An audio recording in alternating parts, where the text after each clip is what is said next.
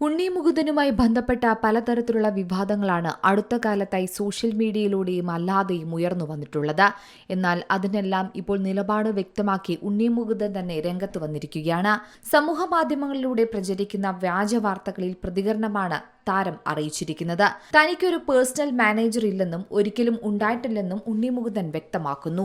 എല്ലാ ഔദ്യോഗിക ആശയവിനിമയങ്ങളും സഹകരണങ്ങളും പ്രൊഫഷണൽ കാര്യങ്ങളും താൻ നേരിട്ടോ അല്ലെങ്കിൽ UMF വഴിയോ ആയിരിക്കും കൈകാര്യം ചെയ്യുക എന്നും താരം പറയുന്നുണ്ട്. അതായത് തന്നെക്കുറിച്ച് തെറ്റായ അല്ലെങ്കിൽ തെറ്റിദ്ധരിപ്പിക്കുന്നതോ ആയ വാർത്തകൾ, വിവരങ്ങൾ പ്രചരിക്കുന്നതിൽ നിന്ന് വ്യക്തികളോടും പ്ലാറ്റ്ഫോമുകളോടും മാറി നിൽക്കണമെന്ന് ശക്തമായി അഭ്യർത്ഥിക്കുന്നുവെന്നും താരം പറയുന്നു.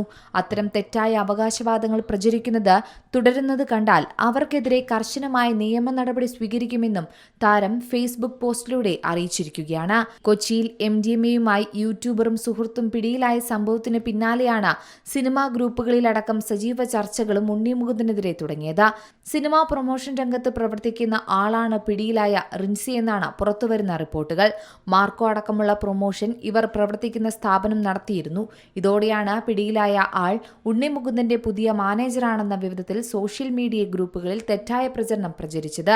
അതേസമയം മുൻ മാനേജറെ മർദ്ദിച്ചിട്ടില്ലെന്ന നടൻ ഉണ്ണി മുകുന്ദന്റെ വാദങ്ങൾ ശരിവെച്ച് ഇൻഫോ പാർക്ക് പോലീസിന്റെ കുറ്റപത്രം രേഖപ്പെടുത്തി. പിടിവലിയിലാണ് മുൻ മാനേജർ വിപിൻ കുമാറിന് പരിക്കേറ്റത്. മാത്രമല്ല കൂളിംഗ് ഗ്ലാസ് വലിച്ചെറിഞ്ഞ് നാശനഷ്ടം ഉണ്ടാക്കിയതായും പോലീസിന്റെ അന്വേഷണത്തിൽ കണ്ടെത്തുകയും ചെയ്തു. ഇതോടെ നേരത്തെ ചുമത്തിയ ജാമ്യമില്ലാ വകുപ്പുകൾ ഒഴിവാക്കിയാണ് പോലീസ് കോടതിയിൽ ഉണ്ണി മുകുന്ദനെതിരെ കുറ്റപത്രം സമർപ്പിച്ചിരിക്കുന്നത്. Entertainment desk, Zee Malayalam news. ഏറ്റവും പുതിയ വാർത്തകളും വിശേഷങ്ങളും വിരൽ തുമ്പിലറിയാൻ സീ മലയാളം ന്യൂസ് എല്ലാ ഡിജിറ്റൽ പ്ലാറ്റ്ഫോമുകളിലും ലഭ്യം.